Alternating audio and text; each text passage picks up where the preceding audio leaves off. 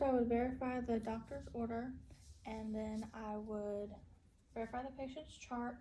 You wouldn't schedule suctioning because it can cause irritation. Open suctioning on my patient, I would check the physician's order, and then I would see that he needs to be suctioned as needed, and I would wash my hands, put my gloves on.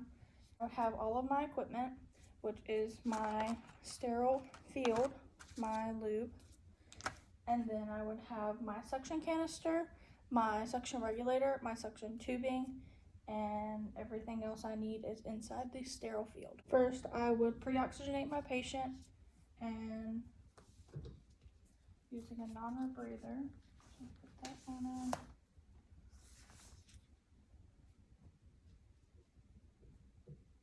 Oxygen isn't working, so I would pre-oxygenate him for 2 minutes, and then I would start my prep for my sterile field.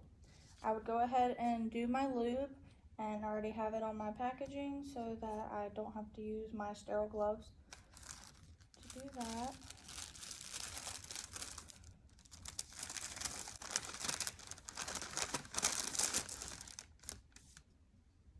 I would touch the inside of the glove so that I do not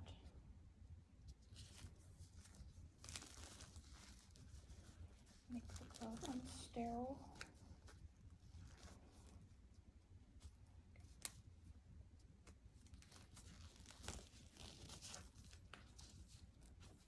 And I would not want it to touch my wrist.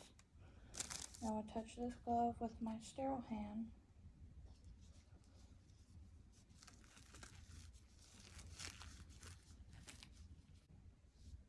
My left hand is going to be my dirty hand, and my right hand is going to be my clean because it's more dominant. So I would go ahead and set it on 120. Using my dirty hand, I would occlude my suction to make sure the equipment is working. Then with my clean hand, I will put the suction catheter in.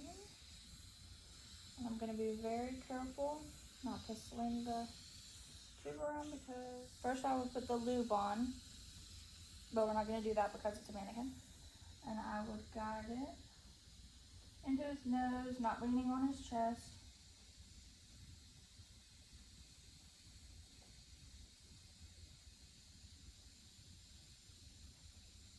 Stopping when I feel resistance.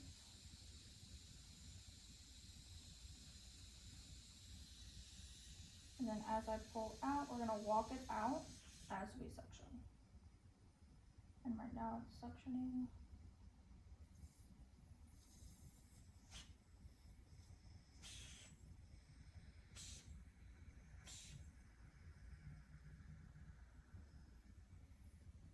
And these are not to be reused. So I would disconnect the suction. Be doing my trach suctioning, which is also still open suctioning. I have everything still connected at negative 120 millimeters of mercury. I'm not going to go over negative 150 because that can cause irritation. I have my sterile field, and I'm going to go ahead and get started with his trach. So this is still sterile. I'm going to take my dirty hand and connect it to my catheter. Now as before, I don't want to be in there for longer than 15 seconds because you're occluding the airway. Now for this one, I'm not going to touch his chest or anything around the trach or the trach because that's unsterile. So I'm going to guide it in.